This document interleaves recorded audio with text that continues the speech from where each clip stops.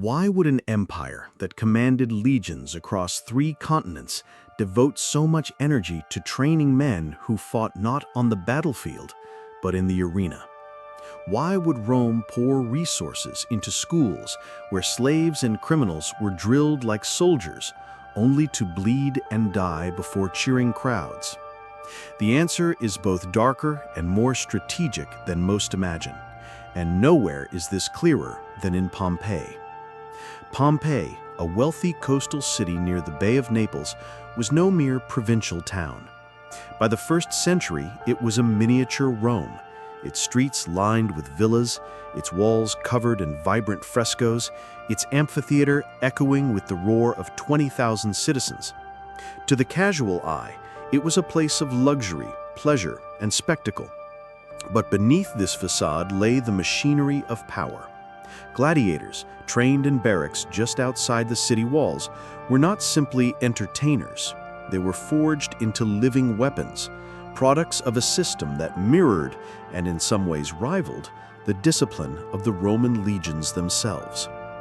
The story begins with the greatest paradox of the Roman Empire, that violence was both the glue that bound it together and the spectacle that distracted its restless subjects.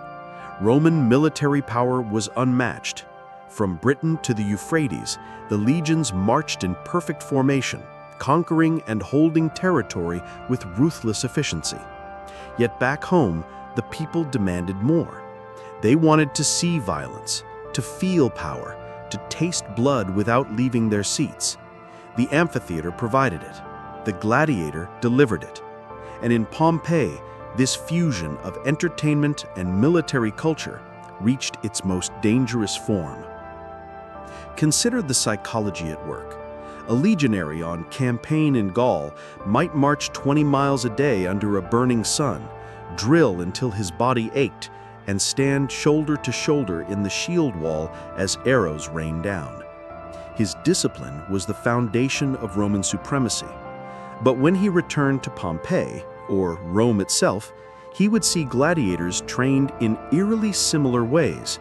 They too rose at dawn, ate a strict diet designed for endurance, drilled with wooden weapons twice as heavy as real ones, and learned to fight with precision. For the citizen watching, the message was unmistakable. Rome produces warriors at every level. The empire was invincible. But here lies the hidden truth. Gladiators were not trained merely to entertain. They were laboratories of violence. The ludus, or gladiator school, was a proving ground where Rome studied combat styles from across its conquered world. The Samnite with his heavy shield, the Thracian with his curved blade, the Gaul with his massive sword. Each was a reflection of enemies Rome had once fought and defeated.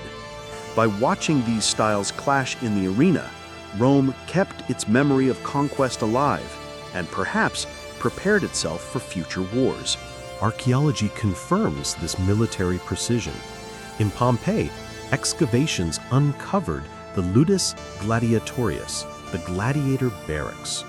Within its walls were traces of Spartan living quarters, weapon racks, and training yards. Graffiti scrawled by ordinary citizens immortalized their favorite fighters. Celadus, the Thracian, the heartthrob of the girls. This was no sideshow. It was a culture where even slaves became celebrities, where warriors were transformed into icons of both fear and desire. And yet, the danger was obvious. A man trained to kill, hardened by years of combat, driven by the need for survival. What happened if such men turned their weapons not against each other, but against Rome itself? The answer would come in the most shocking rebellion of the Republic, but we'll come to that later. For now, consider this. The very discipline that made gladiators perfect tools of entertainment also made them potential soldiers of insurrection. Pompeii's amphitheater provides one of the clearest windows into this reality. Built in 80 BCE, it is the oldest surviving stone amphitheater in the Roman world. Its design was both functional and psychological. The arena was sunken into the earth, its walls rising high, trapping fighters within a pit from which there was no escape. Spectators sat above, looking down in judgment. This was not simply about sport, it was about hierarchy, about reminding everyone present that Rome controlled life and death. To step into that arena was to accept the role of pawn in an imperial game. But who were these men who bled for Pompey's entertainment? Many were slaves, captured in Rome's endless wars. Others were criminals condemned to fight as punishment. Some, astonishingly, were volunteers, desperate men who chose the arena for a chance at fame, money, or redemption. Whatever their origin, once inside the ludus, their lives were transformed. Their bodies became tools of strategy. Their minds were bent to the will of the lanista, the trainer whose authority was absolute. The lanista's methods were harsh but effective. Training began with endless repetition, footwork, shield drills, thrusts with the gladius. Every mistake was punished. Endurance was prized over speed, discipline over flair. Much like a legionary centurion, the lanista's role was to break down individuality and build obedience. Yet within this discipline, a gladiator also learned deception, feints, traps, and sudden bursts of violence. Where the legion prized cohesion, the gladiator thrived on spectacle. Still, both shared a common foundation: control of the body, control of fear, and absolute mastery of the weapon. Here we see Rome's brilliance, but also its blindness. By glorifying violence in the amphitheater, the empire reinforced the very qualities it relied upon to conquer the world. But it also normalized brutality, made death into entertainment, and trained men who could and would use those skills against their masters. Pompeii offers us an unparalleled glimpse into this world because it froze in time. When Vesuvius erupted in 79 CE, ash buried the city, sealing its people, its streets, and its amphitheater in an instant of horror. Archaeologists uncovered the gladiator barracks with the bodies of fighters still inside, caught in the final moments of their lives. Some wore armor, others lay near the training grounds. These discoveries remind us that gladiators were not just legends.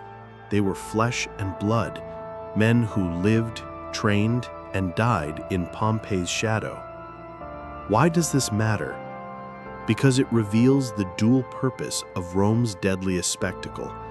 On the surface, it entertained the masses, kept the population docile, and glorified Rome's power.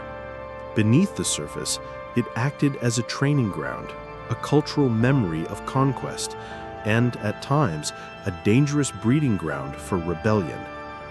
Now ask yourself, if you were a Roman commander, would you see the gladiator school as a tool of control or a potential threat? Would you encourage the games to win the people's loyalty or restrict them to prevent revolt? This was the delicate balance Rome faced. And in Pompeii, the evidence shows that balance teetered dangerously close to collapse. The opening question still stands. Why did Rome devote such effort to training men whose blood was spilled not on foreign battlefields, but in arenas at home? Because the empire understood something timeless, that power is not just won with armies, but with spectacle. That to rule millions, you must control not only their bodies, but their imaginations. And yet, what Rome could never fully control was the will of the gladiator himself. In time, men trained in these very schools would rise up, turn their weapons against their masters, and bring Rome to the brink of chaos. The most famous of these was Spartacus, a gladiator whose rebellion would expose the fragile line between entertainment and insurrection. But before we reach that turning point, we must understand how Rome built the most disciplined war machine in history, an army that conquered the world and whose methods shaped even the deadliest spectacles of Pompeii. Why did Rome's armies succeed where so many others failed? Why did a single city-state on the Tiber grow to command an empire that stretched from Britain to Syria? The answer lies not only in ambition or leadership, but in the machine Rome created, the legion. And in Pompeii, the echoes of this machine are preserved in both stone and sand. The Roman legion was not a mob of soldiers, nor a collection of individual warriors. It was a system, a living engine of conquest. At its heart lay discipline, structure, and a tactical philosophy that turned ordinary men into parts of an unstoppable whole. To understand why gladiator training in Pompeii mirrored legionary methods, we must first grasp how the legions functioned. A Roman legion typically numbered around 5,000 men, but it was not commanded as one unwieldy block. It was divided into cohorts, each of about 480 men, and further broken down into centuries of 80 soldiers led by a centurion.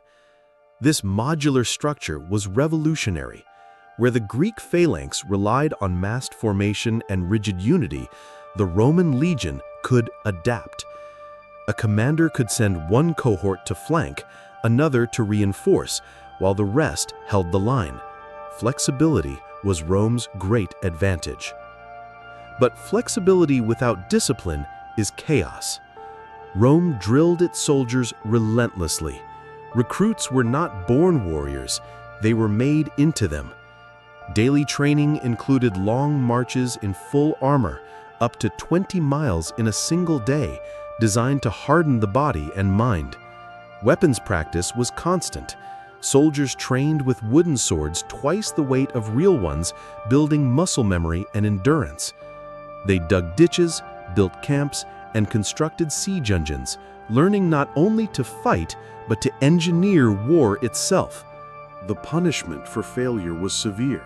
A soldier who dropped his shield in battle might face execution. A unit that showed cowardice could be decimated. Literally, every 10th man chosen by lot and beaten to death by his comrades. Such brutality ensured one thing: a Roman soldier feared his commanders more than the enemy. And that fear, combined with loyalty and discipline, forged the backbone of Rome's power.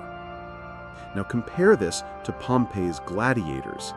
In the ludus, or training school, fighters rose at dawn, ate a strict diet of barley porridge, beans, and water, and drilled under the harsh gaze of the lanista. Their training weapons, like the legions, were deliberately heavier than those used in the arena. Their sparring was brutal, their mistakes punished. The echoes are unmistakable. Both legionary and gladiator were forged through discipline, repetition, and fear. Both lived in barracks, bound by strict hierarchy. Both were taught that survival depended on absolute obedience. Weapons tell the same story. The legionaries' standard kit included the gladius, the short sword whose stabbing thrusts proved devastating in close combat; the pilum, a heavy throwing spear designed to pierce shields and bend on impact; and the scutum, a large curved shield that could form the famous Roman testudo or tortoise formation. These weapons emphasized control, cohesion, and ruthless efficiency. Gladiators, however, were armed to represent Rome's conquered enemies. A Thracian carried a curved Sika blade and small shield. A Murmillo wielded a gladius and massive rectangular shield, resembling a Roman legionary. A Retiarius fought with net and trident, evoking the wild unpredictability of Rome's foes. By pitting these fighters against one another, Rome created a theater of war in miniature. Spectators did not just see blood, they saw the empire's enemies symbolically defeated again and again.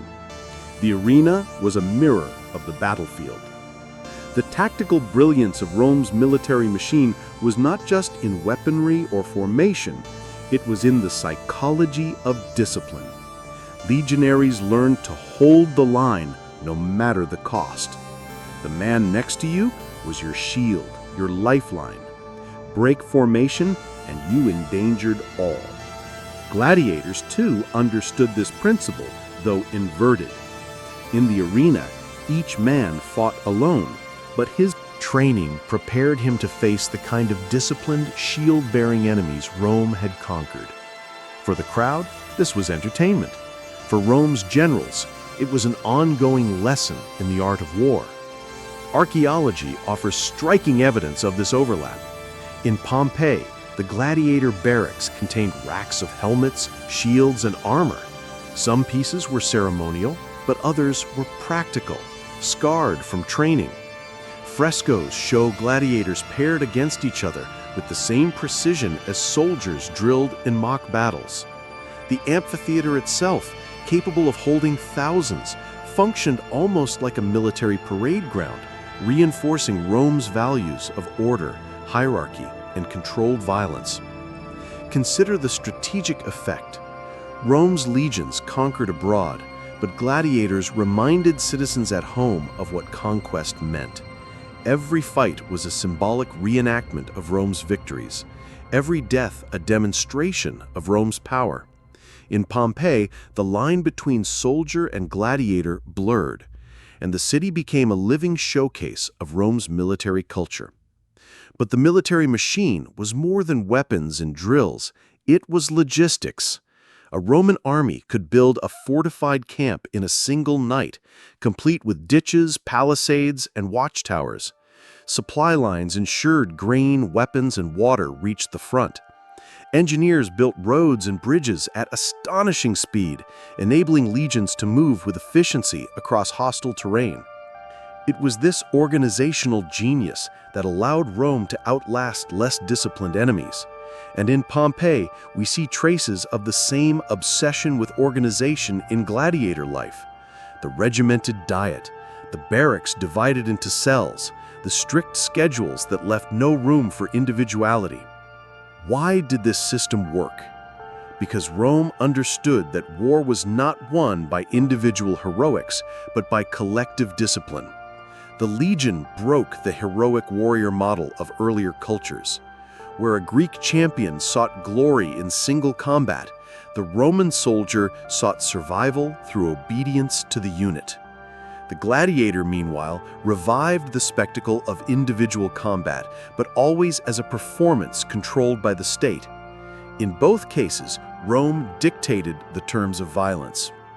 Now, let us step into the mind of a Roman general. Imagine leading a legion into battle against a barbarian horde. Your men know their drills, their weapons, their formations. You trust not in their bravery, but in their discipline. Victory is not the work of one man, but of 5,000 acting as one. This is the essence of Rome's military machine. But when you return to Pompeii, you see the amphitheater filled with citizens, cheering as gladiators clash, and you realize something profound. Those fights are reinforcing the same values your army depends upon. Order, control, obedience, even in blood sport. Rome's philosophy of war prevails. Yet there was a danger. The same discipline that made the legion invincible and the gladiator a perfect spectacle could also turn against Rome. If gladiators could fight with the discipline of soldiers, what would happen if they escaped their schools? What if thousands of trained fighters rose up, using the tactics Rome itself had taught them? This was no idle fear. In a few decades, that very nightmare would come true. But for now, Pompeii stood as proof of Rome's mastery. Its soldiers trained like machines, its gladiators fought like living symbols, its citizens absorbed the lesson that Rome was power incarnate. This was the world's first true military-industrial complex, where war and entertainment merged into a single system of control. The legion's superiority would carry Rome to its greatest victories, but it would also plant the seeds of rebellion, because men who are trained to fight, whether on the battlefield or in the arena, never forget what they have learned, and sometimes they turn those lessons against their masters. Why did Rome, master of legions and conqueror of nations, tremble before a band of escaped slaves? How could a handful of gladiators, armed with kitchen knives and stolen weapons, humiliate the greatest military power of the ancient world? To answer, we must step into the shadow of Pompeii and follow the path of Spartacus. Spartacus was no ordinary man. A Thracian by birth, he had once served in Rome's auxiliary forces before deserting, captured, and condemned to fight as a gladiator. Trained in the brutal discipline of the ludus at Capua, just a short march north of Pompeii, he endured the same regime of drills, heavy weapons practice, and controlled violence that mirrored the training of Rome's legions. But unlike the soldiers who swore loyalty to Rome, Spartacus's loyalty had been forged by chains, cruelty, and humiliation. His rebellion would not be a random outburst of slaves. It would be a campaign shaped by Roman discipline itself. In 73 BCE, Spartacus and about 70 fellow gladiators staged their escape. Armed at first with kitchen implements seized from the ludus kitchens, they overwhelmed their guards and raided wagons carrying gladiatorial weapons. With swords, shields, and armor now in hand, they fled to Mount Vesuvius, the same mountain that a century later would bury Pompeii in ash. From this stronghold, they began what would become one of Rome's most dangerous insurrections. The tactical brilliance of Spartacus appeared immediately. Trapped on Vesuvius by Roman forces who believed they had the rebels cornered, Spartacus used the very discipline drilled into him by Rome. He ordered his men to weave ropes and ladders from vines, lowering themselves down the sheer cliffs. While the Romans guarded the obvious paths, Spartacus led his force in a surprise descent, striking from the rear and annihilating the unsuspecting enemy. It was the first of many humiliations Rome would endure at the hands of its own former slaves. As word spread, thousands flocked to Spartacus's banner. Slaves, shepherds, and disillusioned peasants swelled his force until he commanded nearly 70,000 men. Here was the nightmare Rome had always feared: gladiators and slaves, trained and hardened by the very systems meant to control them, now united in open rebellion. Rome's initial response was disastrous. Expecting an unorganized rabble, the Senate dispatched poorly led militias and provincial forces. Spartacus crushed them with ease. At the Battle of Mount Vesuvius and subsequent engagements across Campania, his forces demonstrated a frightening grasp of Roman tactics. They marched in order, used ambushes, and even practiced mock drills. Where had they learned such methods? In the ludus, in the legions they had once served, in the shadow of the Roman machine they now turned against. Consider the tactical situation. Spartacus faced not only the might of Rome, but also the problem of supply. A horde of 70,000 men required food, shelter, and weapons. He solved this through both strategy and ruthlessness. His forces raided farms, seized forges, and repurposed plunder into weapons. He used captured Roman equipment to arm his followers, creating an army that was part slave mob, part Roman legion. The fusion was deadly. Yet Spartacus was more than a tactician. He was a strategist. He understood that staying in Italy was suicide. His plan was to march north, cross the Alps, and disperse his forces into their homelands, beyond Rome's reach. Twice he pushed his army toward the mountains, and twice his men, hungry for plunder and vengeance, refused to leave Italy. It was a fatal divergence of vision. Spartacus sought survival. His men sought Rome's blood. Rome, humiliated, could not ignore the rebellion. Enter Marcus Licinius Crassus, one of the wealthiest men in the Republic. Given command, Crassus brought ruthless order. He reintroduced the ancient punishment of decimation, executing 1 in every 10 soldiers of units that faltered. Fear restored discipline. With 8 legions under his command, nearly 40,000 men, Crassus turned the tide. The clash between Spartacus and Crassus became a contest of strategy. Spartacus maneuvered with astonishing speed, outflanking legions, striking supply lines, and refusing pitched battles. But Crassus adapted. He ordered the construction of massive fortifications across the Isthmus of Rhegium, effectively trapping Spartacus's army in southern Italy. Ditches, walls, and watchtowers stretched for miles, a feat of engineering rivaling Caesar's later works in Gaul. Here, the drama reached its climax. Spartacus, trapped, faced annihilation. In desperation, he attempted to break through. In one last act of defiance, he is said to have slain his own horse before battle, declaring that if he lived, he would have no need of it, and if he died, it would serve him no purpose. His army fought with ferocity, breaking through part of Crassus's lines, but discipline and numbers prevailed.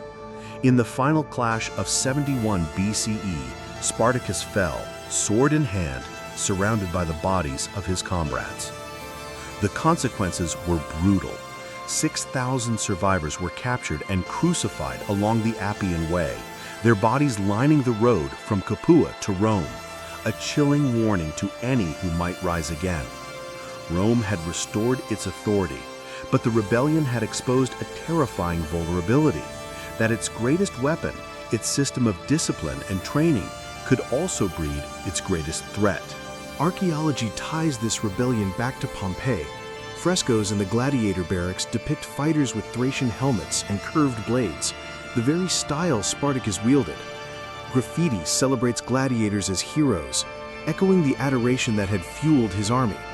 The amphitheater in Pompeii, built decades earlier, had been the training ground for the very men whose skills nearly brought Rome to its knees.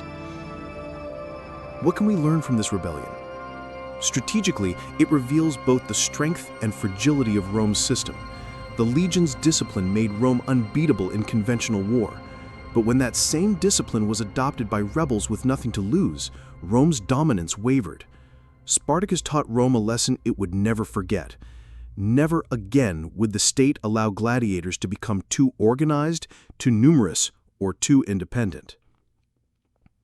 Now, imagine yourself in Spartacus's place. You've won victory after victory, humiliated Rome's commanders, and command an army larger than many Roman legions. Do you march north, escape, and fade into freedom?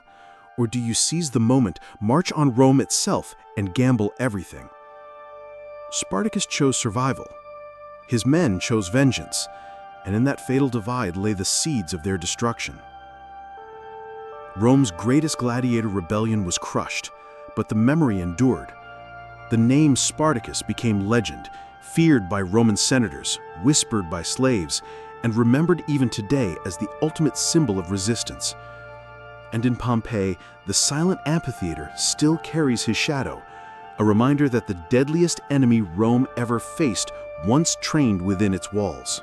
Why would a prosperous city like Pompeii, rich in vineyards, thriving in trade, and protected by Roman law, become a battlefield for power plays?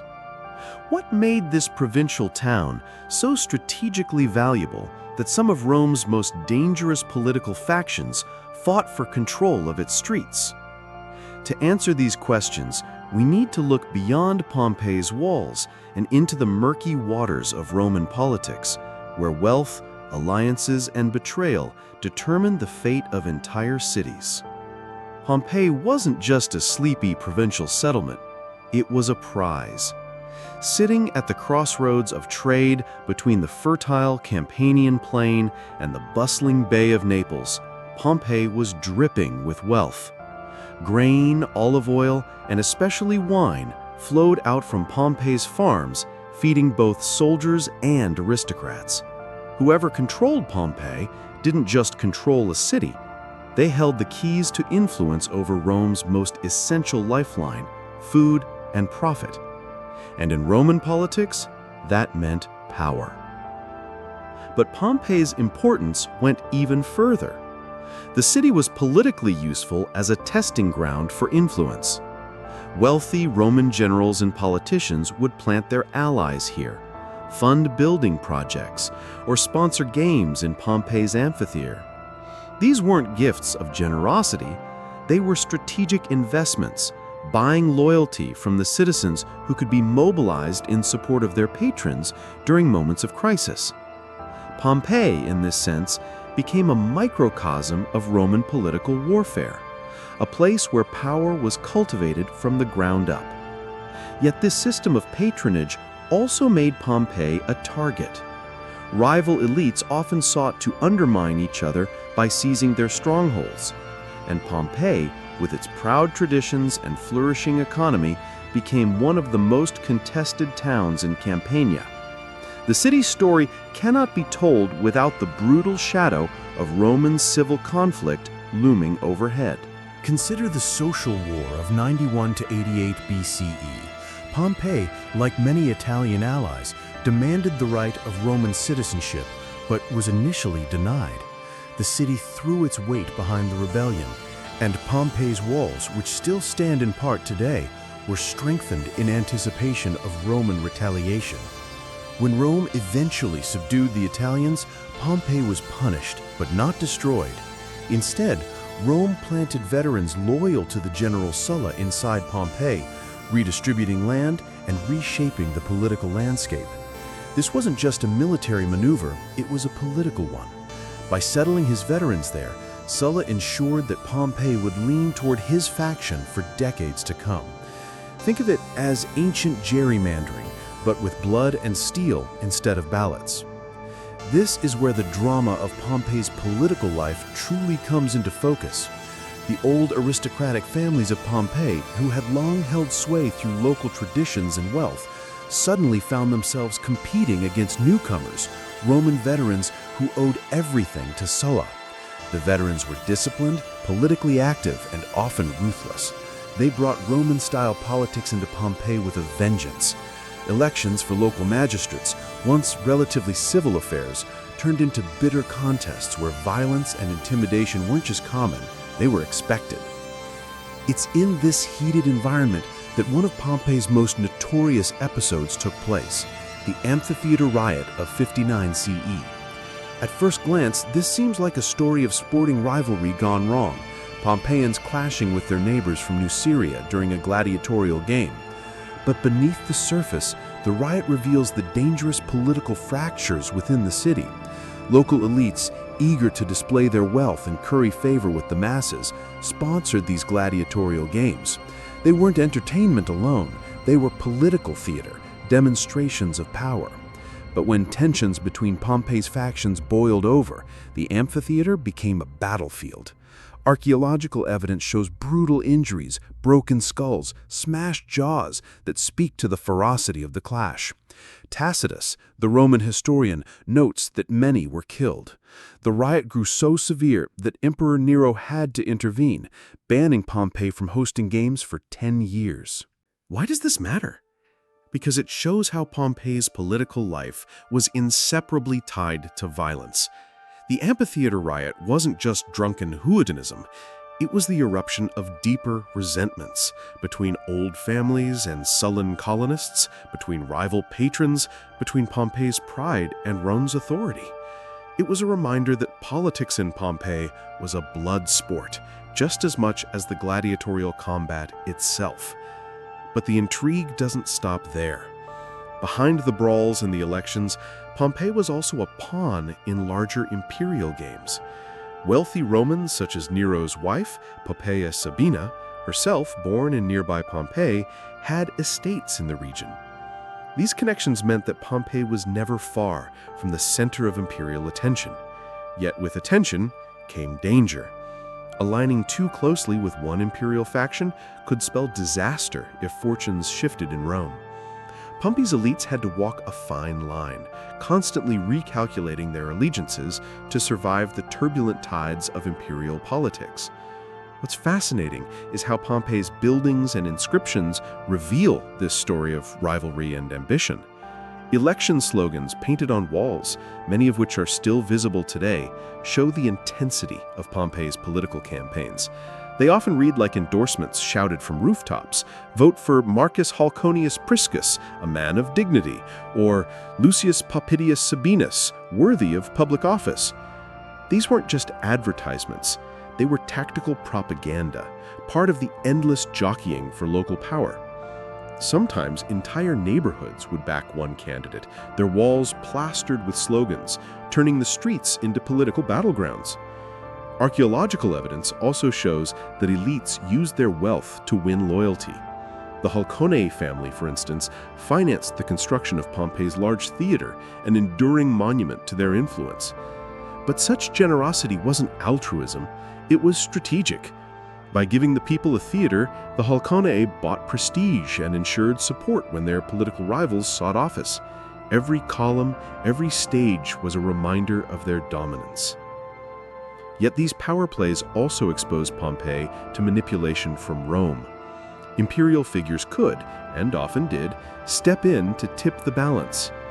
Consider this: when Nero punished Pompey after the amphitheater riot, it wasn't just about restoring order. It was a calculated move to remind Pompey that ultimate authority lay not in local strongmen, but in the emperor himself. By crippling Pompey's most beloved form of entertainment, Nero struck at the city's pride, reasserting imperial dominance over a restless population. And still, Pompey's people adapted. They shifted alliances, rebuilt networks, and found ways to thrive under constant political pressure. But this survival came at a cost. Pompey's constant entanglement in Roman factionalism left it fractured, vulnerable, and volatile. When the disaster of 79 CE struck, burying the city under volcanic ash, it didn't just freeze a snapshot of daily life. It also froze a picture of a city caught in endless political struggle, where power was contested in every street corner and every marble building. So, what can we learn from Pompey's political intrigue? It shows us that Roman politics was never confined to Rome. The empire's power struggles trickled down into every city, every colony, every amphitheater fight. Pompeii may have been a provincial town, but it was also a battlefield for empire-wide ambitions. Its streets were arenas not just for trade and entertainment, but for ruthless contests of influence.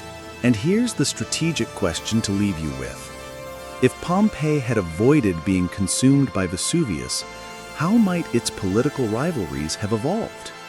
Would the city have continued to be a pawn in Rome's great game?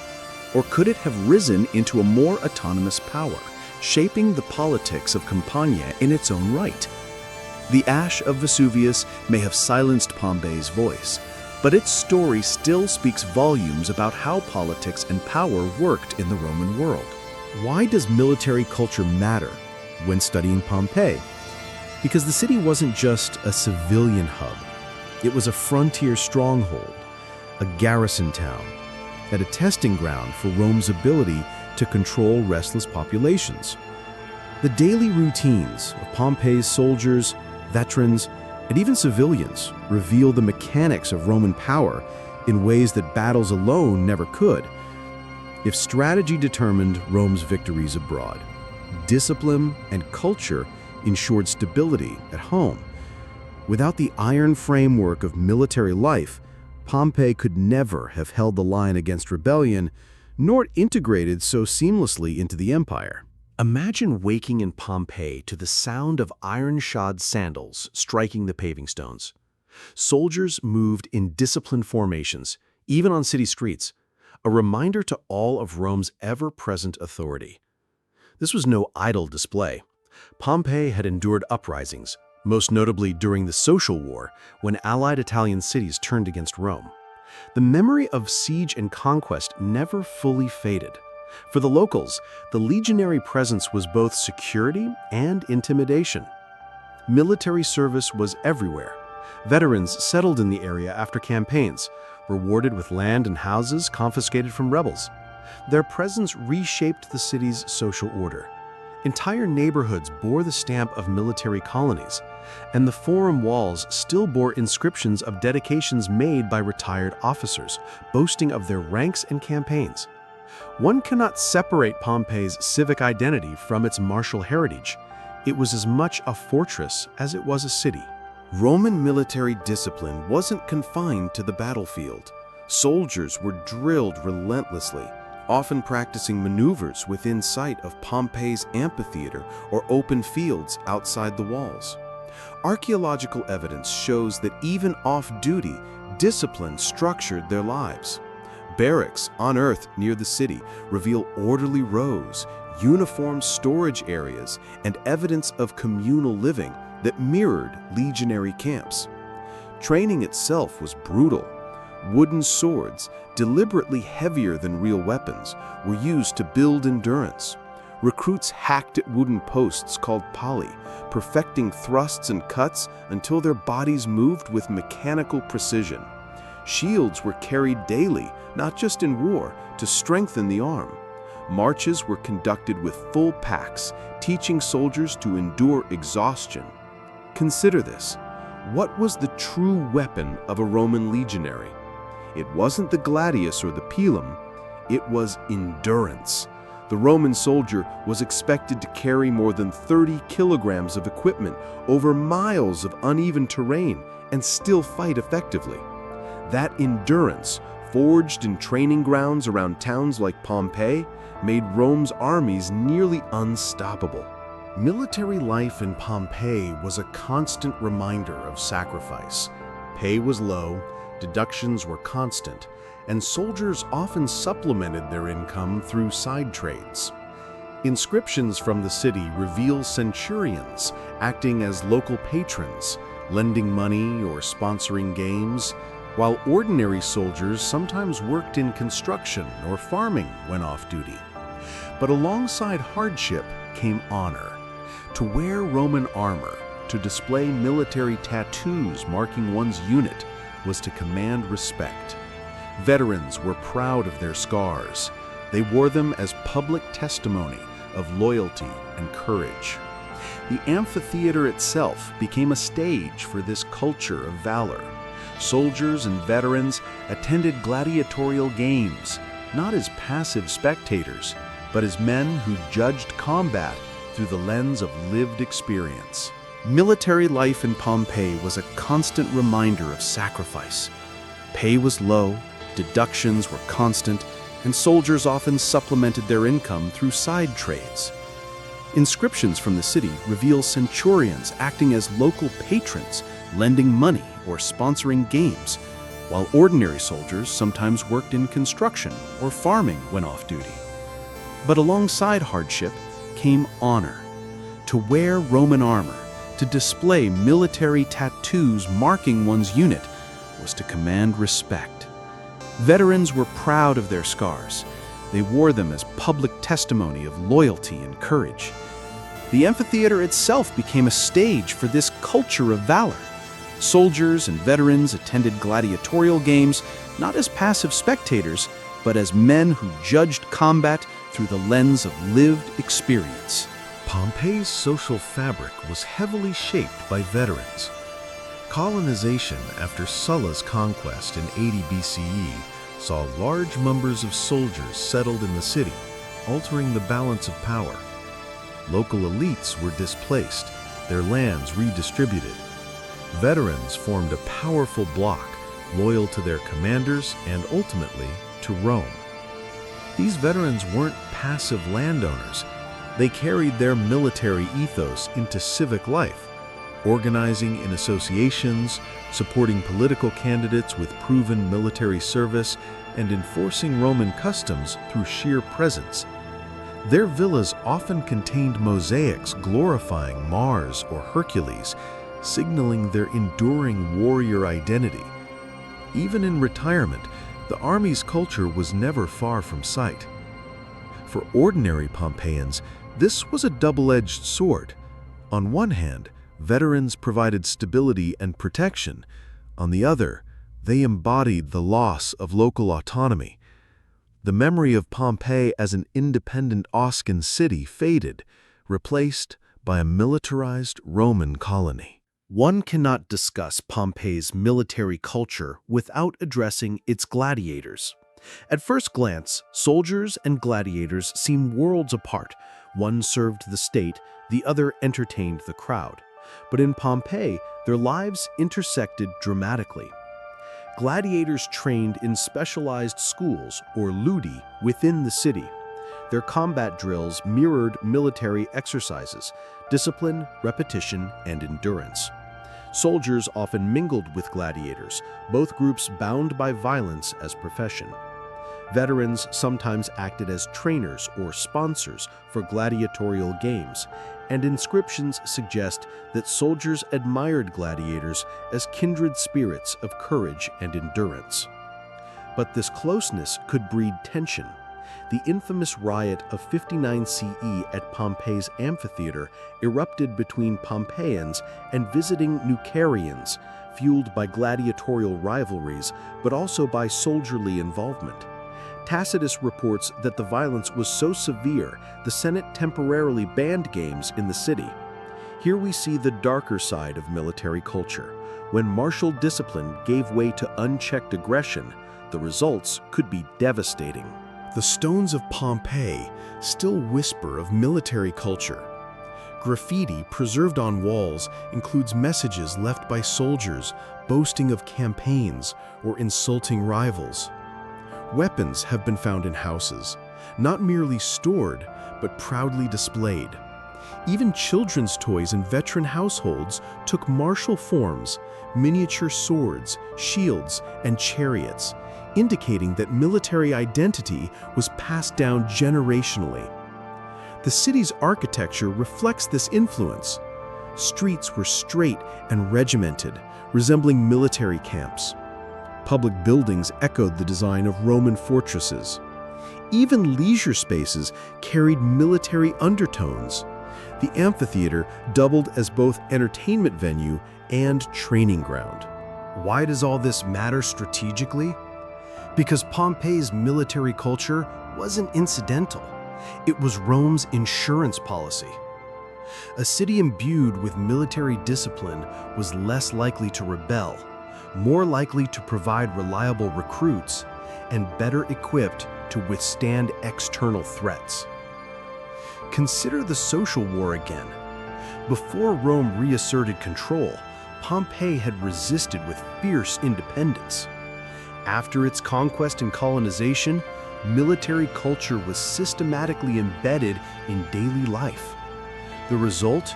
A population that by the eruption of Vesuvius was deeply Romanized, loyal to Rome not just through fear, but through shared identity. This was a deliberate strategy. Rome didn't merely conquer cities, it transformed them into extensions of the legionary ethos. Pompeii became a model of this integration, disciplined, militarized, and strategically invaluable. Yet we mustn't forget the personal cost. For soldiers stationed at Pompeii, daily life meant separation from families, harsh training, and the looming specter of death. Veterans carried scars, both physical and psychological, their lives shaped by years of violence. Ordinary citizens lived under constant reminders of military power, their civic freedoms curtailed by the shadow of Rome's legions. And yet, many embraced it. Military service brought prestige, citizenship, and opportunity. For young men in Pompeii, joining the legions was a path to advancement, one that promised land, wealth, and honor, if they survived. So what does Pompeii's daily life tell us about Rome's military system? It reveals that victory wasn't won solely on distant battlefields. It was forged in the rhythms of ordinary life, in the discipline of training, the rituals of religion, the presence of veterans, and the cultural blending of soldier and citizen. Pompeii was more than a city buried by volcanic ash. It was a living example of how Rome maintained an empire, not just by conquering enemies, but by embedding military culture into the very fabric of society. Consider this. If you were a young man in Pompeii, would you embrace the discipline of the legion, sacrificing freedom for honor? Or would you resent the constant shadow of military power, longing for the independence your ancestors once knew? Rome left little room for choice, but it left us with a lesson. An empire survives not only through its wars, but through the daily lives of those who carry its burden. Why does Pompeii, a city buried under volcanic ash nearly 2,000 years ago, still command the attention of generals, strategists, and military historians today? The answer lies in the silent evidence uncovered by archaeologists, evidence that not only reveals the organization of a Roman frontier society, but also offers enduring lessons in logistics, discipline, and the vulnerabilities of power. Pompeii may have perished in fire and stone, but in its destruction, it left behind one of the best preserved mirrors of Roman military culture ever discovered. The rediscovery of Pompeii in the 18th century was not merely an archaeological triumph. It was a revelation of the Roman military mind at work in daily life. Streets lined with barracks, armories, and training grounds tell us more about how Rome projected its authority than any surviving text. Consider this. While most ancient cities leave behind scattered ruins and fragmentary inscriptions, Pompeii provides an intact system, almost a time capsule, of military integration into civic life. The question then becomes clear. What does this evidence teach us about the rise and the eventual weaknesses of Roman military power? Among the most striking discoveries are the remains of the Palestra Grande, the great gymnasium where young men trained in both athletics and the art of combat. Archaeologists have found wooden practice swords, bronze helmets, and even gladiatorial armor, much of it bearing marks of use. This was no mere sporting arena, it was a breeding ground for discipline. Roman military theory placed immense emphasis on repetition, drilling, and physical conditioning. Here, Pompeii offers physical proof of that doctrine. Rows of amphorae filled with resin, likely used to strengthen wooden practice weapons, demonstrate the Roman obsession with preparation. When modern military academies stress the value of drilling recruits until movements become instinctive, they are echoing lessons that Pompeii embodied nearly 2 millennia ago. The discovery of weapons caches in Pompeii's barracks raises an equally fascinating question. Was this city merely a garrison town, or was it preparing for something more? Bronze pila, gladi, and shields have been found carefully stored, some showing evidence of repairs. To military historians, this suggests a logistical culture that prized maintenance as much as combat. The Roman army's strength was never just its battlefield courage. It was its relentless system of supply and repair. Pompeii illustrates this clearly. Soldiers trained not only to fight, but to keep their weapons and armor serviceable. Modern militaries often emphasize the importance of logistics as the lifeblood of war. And Pompeii's finds prove that Rome understood this principle intimately. Yet the ruins also reveal the dangers of militarization. Excavations of taverns, gambling dens, and brothels, many located near the barracks, paint a picture of soldiers whose discipline often clashed with the temptations of city life. Graffiti carved into walls, taunts, boasts, even mock battle cries illustrate the daily tension between strict military order and human indulgence.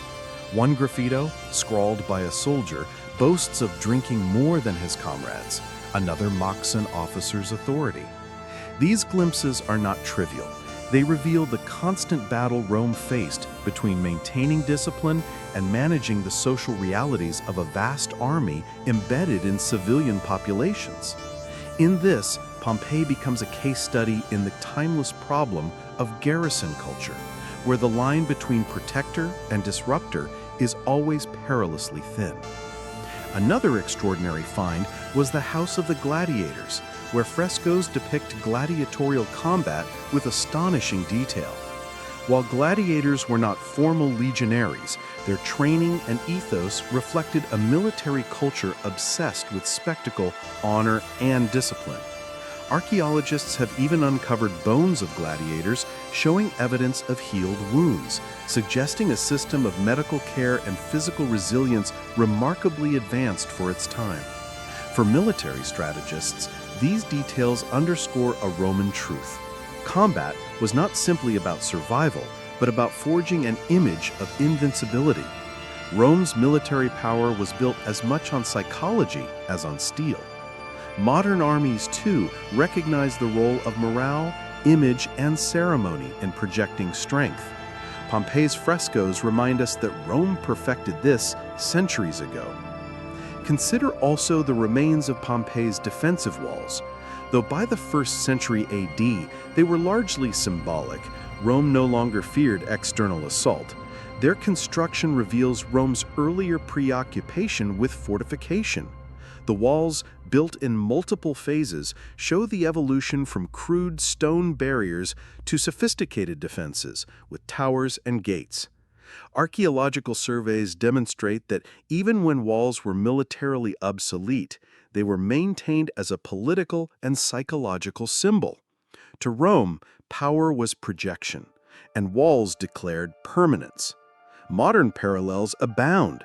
Think of military bases today, often designed as much to reassure allies and intimidate adversaries as to provide practical defense. Pompeii's walls, still looming over parts of the city when Vesuvius erupted, embodied this dual function. One of the most chilling archaeological discoveries lies not in weapons or walls, but in the plaster casts of Pompeii's dead. Among them are soldiers, frozen in their last moments, their armor and weapons still on their bodies. Some were found near city gates, apparently attempting to organize a response even as the ash fell. These haunting images force us to confront a brutal truth. Even the most disciplined military machine cannot always save a society from nature's overwhelming force. For strategists today, the lesson is stark. Armies can defend against men, but rarely against mountains and fire.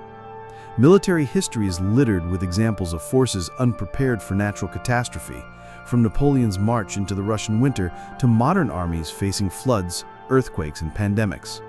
Pompeii reminds us that even the mightiest military culture must contend with forces beyond its control.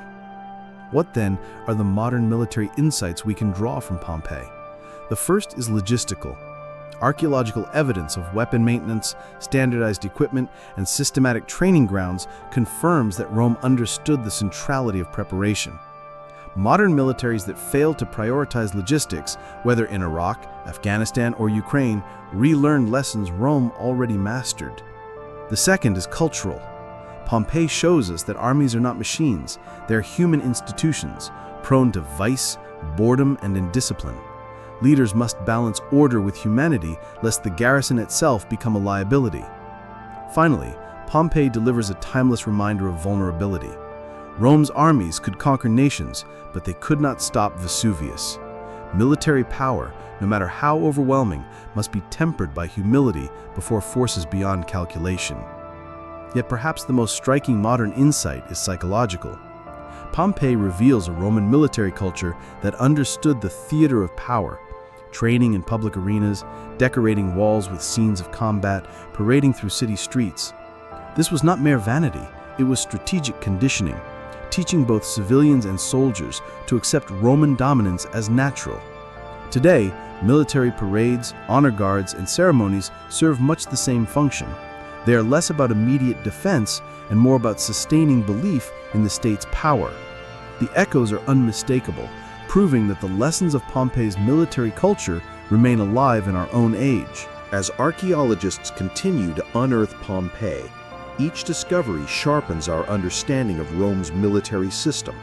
Every weapon fragment, every graffito, every plaster cast is not just an artifact, it is a lesson in strategy, discipline, and vulnerability.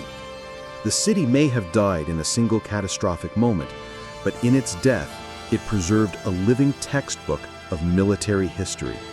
For the modern world, Pompeii is more than an ancient tragedy. It is a reminder that power is fragile, discipline is fleeting, and the greatest armies must always prepare for the unexpected. Why does the story of Pompeii still matter for soldiers, commanders, and statesmen today? On the surface, Pompeii seems like a frozen relic, an ancient Roman city trapped in time by the eruption of Mount Vesuvius. But beneath the ash lies something far more significant, a record of how military culture shaped an entire society, how strategy and politics intertwined, and how decisions made in the past still echo in the doctrines of armies today. At its heart, Pompeii was not merely a provincial town. It was a garrison of Roman power, a place where military service defined citizenship, honor, and even survival. And when we look at its ruins, we're not just looking at collapsed villas and silent streets. We're reading the tactical playbook of an empire.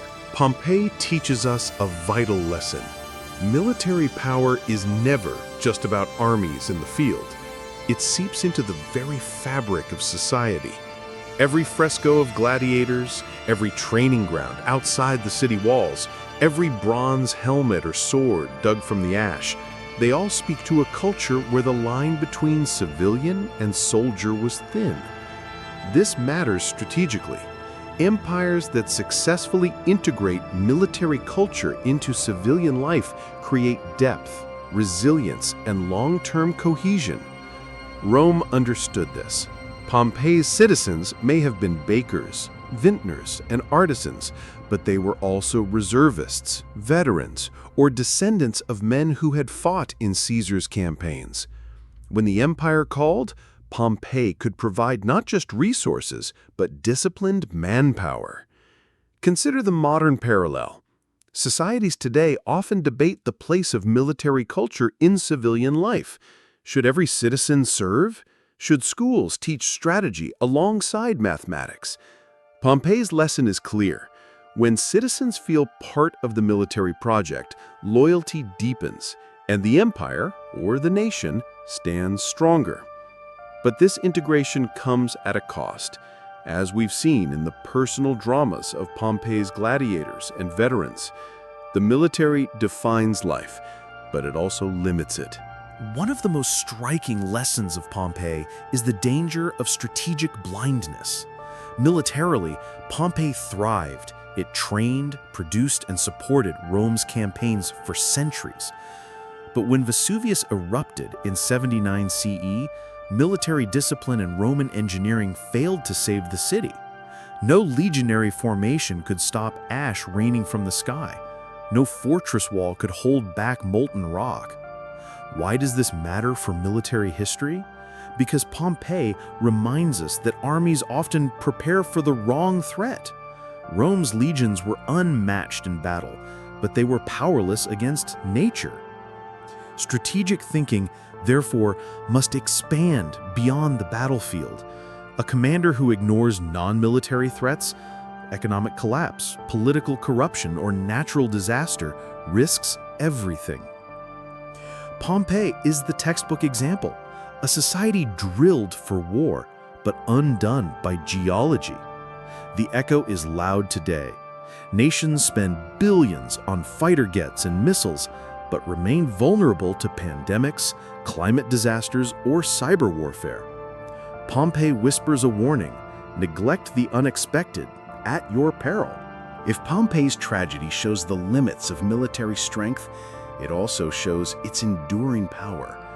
Archaeology reveals evidence of order even in the face of annihilation. Victims found in neat groups suggest evacuation attempts. Military families likely tried to follow drilled routines, gathering equipment, moving in formation, protecting valuables. This discipline, drilled into Roman society by centuries of legionary culture, did not save them, but it slowed chaos. And slowing chaos is, in itself, a form of victory. Military history teaches us that survival often comes down to moments of order amid panic. Pompey's people, shaped by Roman military discipline, resisted the complete collapse of society even in their final hours. Modern military institutions study such moments carefully. What happens to discipline under existential stress? Can a drilled force maintain cohesion when traditional structures collapse? Pompeii offers a tragic but invaluable case study. Discipline may not change fate, but it changes how fate is faced. Yet there is another lesson we cannot ignore: the price of building society on military foundations. Pompeii was filled with veterans rewarded with land, gladiators trained for death, and civic rituals celebrating war. Militarization gave Pompeii strength and Roman identity, but it also created divisions between rich and poor, between Roman and non-Roman, between citizen and slave. Archaeology reveals graffiti mocking generals, criticizing politicians, and celebrating gladiator victories more than civic leaders. Military culture unified, but it also distracted. Political corruption festered while citizens obsessed over games. Leaders competed for power through military credentials rather than civic vision. Pompeii shows us the double-edged sword. A society bound together by military pride may forget to govern wisely. Strategically, this matters because empires are not lost on battlefields alone. They crumble when civic life erodes. Pompeii, frozen in time, is both a monument to Rome's military might and a warning of its political fragility. Why does Pompeii appear in modern military academies and lectures? Because its lessons stretch across centuries. From Pompeii, we learn: integration matters. A society that connects its people to its military gains strength, but risks rigidity. Preparedness must be broad. Focusing only on visible threats blinds nations to hidden dangers. Discipline endures. Training creates resilience even in hopeless situations. Mercilization carries costs. Excessive focus on arms and battles can corrode civic health. Consider modern parallels. Israel's model of universal service echoes Pompeii's integration of military and civilian life. America's vast defense spending, sometimes at the expense of social infrastructure, mirrors Rome's choice to prioritize military might. Meanwhile, nations ignoring environmental or technological threats risk repeating Pompeii's fatal blindness. Beyond the grand strategies, we must return to the human story. The veterans who lived in Pompeii carried scars of campaigns in Gaul, Africa, and the East.